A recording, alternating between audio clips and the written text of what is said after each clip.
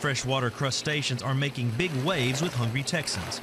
John Gaulding has been raising these tasty shellfish for almost 25 years, giving folks between Houston and Beaumont an excuse for a social gathering.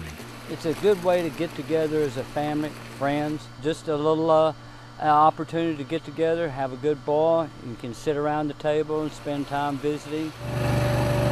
John and his son Alan are primarily rice farmers, but in 1990 they added crawfish to their resume, and Southeast Texas Crawfish Farm was born. The Gauldings reflood their fields after the first cutting of rice every year so the grain can regrow. Crawfish need water and a good source of food, so these flooded fields make a perfect breeding ground. About 150 of their acres will be set aside to grow these freshwater lobsters, many of which are already in the rice fields, burrowed into the ground, just waiting for the water to flow. Plus, they will stock the ponds when needed.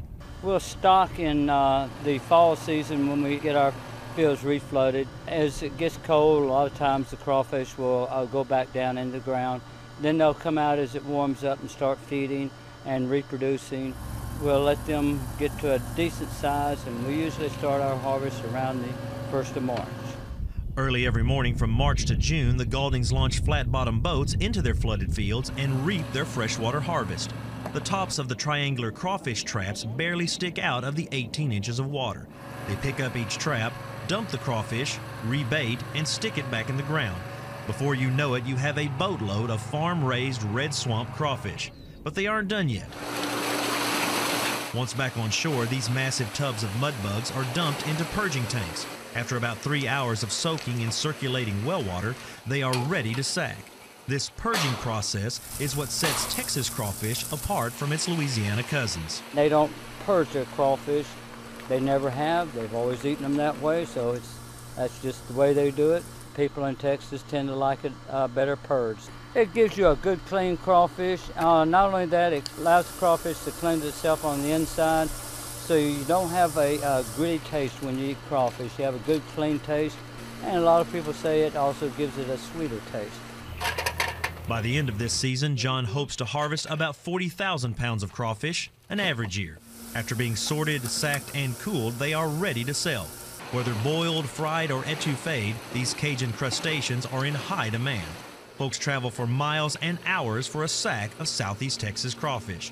While they do sell some wholesale, most of their customers are retail, no doubt getting ready for a backyard boil. We try to give them a good product. Obviously, return drive-up traffic is important to us, so we like to give them what they want. They seem to like that. For TFB News, Ed Wolf, Hampshire. Yeah. Still moving a little bit. Man, barely. He's still. Alright guys, Cajun Blaze here. And this is our first crawfish of the season.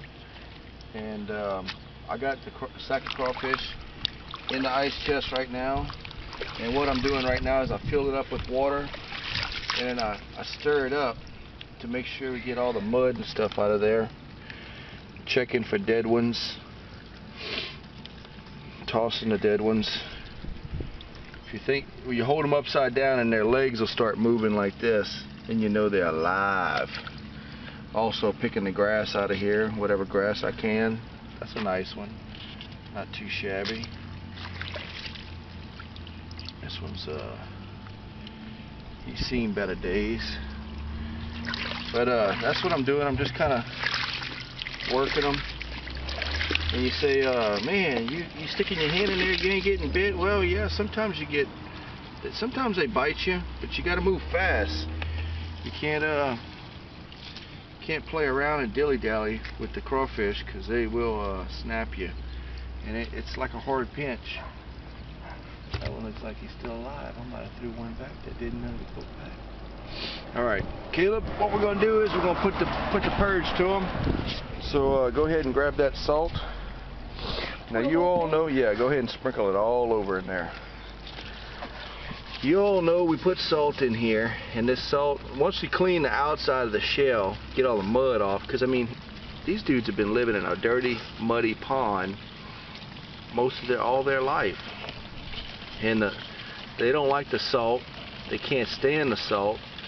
And the salt just aggravates the hell out of them. So what they do is they start throwing up, peeing and pooing and throwing up, and this cleans their system. And that's what we call purging the crawfish. Purging their system of all the nastiness that they've been eating over the past several months of their life. So once we got the salt on there, and we're gonna run the water and clean them off. And this will be the last. We've already rinsed them off, what, 3 times, Caleb? Yeah. So this is the fourth time that we gonna fill this thing up, and it'll be nice and clean. Because let's face it, nobody wants to take these mud bugs straight out of the ground and boil them. I mean, that's just, if you think about it like that, that's just nasty. That's not what we do. We clean them really good before we boil them. Oh yeah, we're getting the water ready now, baby. Getting her heated up. All right, guys. Here we go. Fixing to load up this crawfish. Put it in the water. This is what y'all like to see.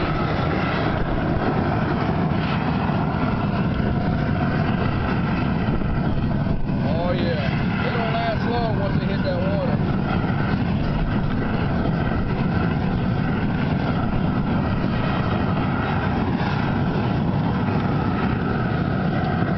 They already did. They're all dead now. Got to see about that. Once that water starts boiling, we're going to set our stopwatch for 5 minutes. Let it cook for 5 minutes. After that, we shut the fire off and we just let it sit for about 15 minutes until they sink. Once they sink, they're ready to go. So we're going to let it boil. All right, now, here we go. The water is boiling. The timer is on. Boiling our crawfish now, baby. All right, guys, so the boil is done. The 5 minutes is finished. Turn the fire off. Now we're just gonna let these things sit in here just for a second. Let the juices sink in, get all up in that shell, and that's what you call marination time for about 15-20 minutes. There we go. All right. Now they're not so puffy and all at the top. They've kind of sunken. Now this is very important that you don't let them sit in. Now we're pulling them out. It's important that you don't let them sit in here and soak too long, because then they become hard to peel. And that's the tricky part right there. You pull them out too fast and there's no flavor, because you put all that spice and stuff in the water for what? For nothing. You pull them out too fast, it's not flavorful enough. If you let them soak in here too long, then they're just hard to peel. Y'all like my paddle? Take a look at that big paddle. That's my stirring paddle. My setup here. Got my little ice chest where I'm gonna dump them. My propane and my pot. 100-quart pot we got here. So in case you're asking yourself, how big is that little pot? That's a 100-quart pot right there. So all right, we're gonna pull these crawfish out and dump them in the ice chest. Y'all liking that? It's looking good, huh? Man, that's a nice sight right there, huh? I wish that camera had nostrils. You could just smell how good that's gonna taste. Yeah, just in time. All right, so we pull the pot, the basket out, and we're gonna let them drain for a second. And once the water's kind of all drained, then we're gonna dump it in there. And I think that's actually pretty good right there. Pretty. These are gorgeous. So you gotta have some gloves. You can't be doing this barehanded. You burn yourself.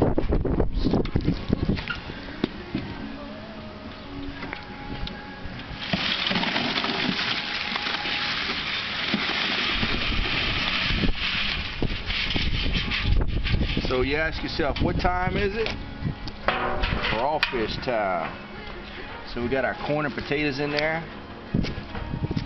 Got our potatoes mixed in. Oh yeah, that's perfect. There you go. And that's going to be supper tonight, guys and gals. We'll come back and show you how to peel a crawfish in just a little bit. Talk to you later. Alright, we got, this is my daughter Tori and her friend Giggles. And Giggles is from, where are you from, Giggles? Colorado. Colorado, and you've never had crawfish before, is that right? Or you have, but... I have. I tried it. You tried it? Now, Tori just put this platter of crawfish right in front of you. What was that question? I thought I heard you ask a question. What was that question? If they were alive. You asked if these crawfish are alive? I just killed it, obviously. Wow. She said, ew.